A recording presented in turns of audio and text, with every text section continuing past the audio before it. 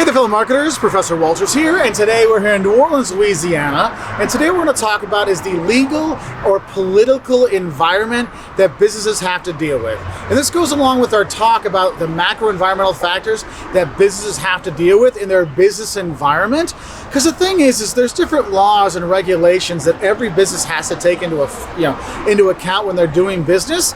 Now the thing is, some political things, some legal things affect some businesses more than other businesses. Think about it, a ban on smoking, how does that affect places? Well, if you're here in New Orleans and you're a bar on Bourbon Street, that's going to really affect you because people like to drink and smoke at the same time, and therefore they have to go out. That means they're not drinking my beer in my store, they're going someplace else. We got a problem, right? And so you kind of think about that. But the thing is, some businesses are directly affected, like those bars, but also we have to think about those businesses that are indirectly affected by these legal things, okay? For example, if you're a business that has a lot of people that actually smoke, look, I'm an office building. What does that have to do with cigarette bans? Well, if a lot of your workers smoke and they have to go outside, is it a long hallway, then 10 floors down in an elevator, then go outside 15 feet away from the door, then smoke there, then come back in? I mean, if they're smoking half a pack a day, how many hours of work time are you losing from them working?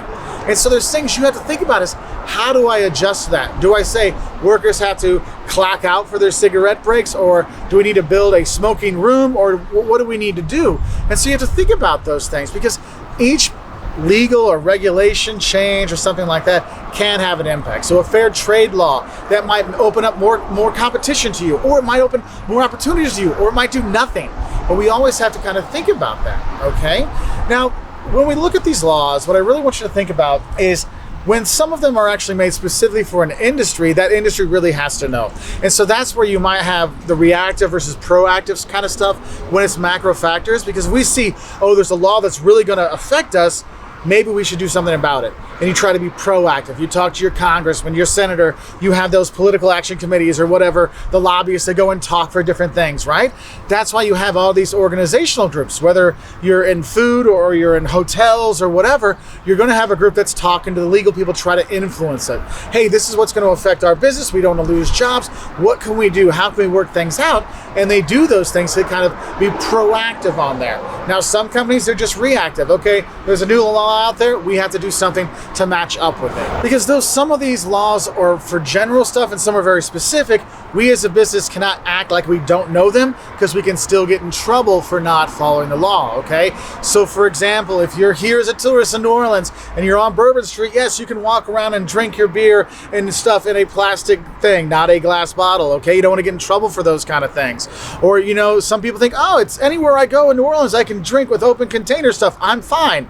Well, can you really do that everywhere in New Orleans, or is it only in the French Quarter? You're not sure, right? So, oh, maybe I should figure this out so I don't get in trouble other places. So I hope this helps you kind of understand the overall idea behind that kind of political, legal, regulatory environment when it comes to this kind of macro environmental analysis. So I wish you all the best and have a good time if you're in New Orleans or wherever you're at.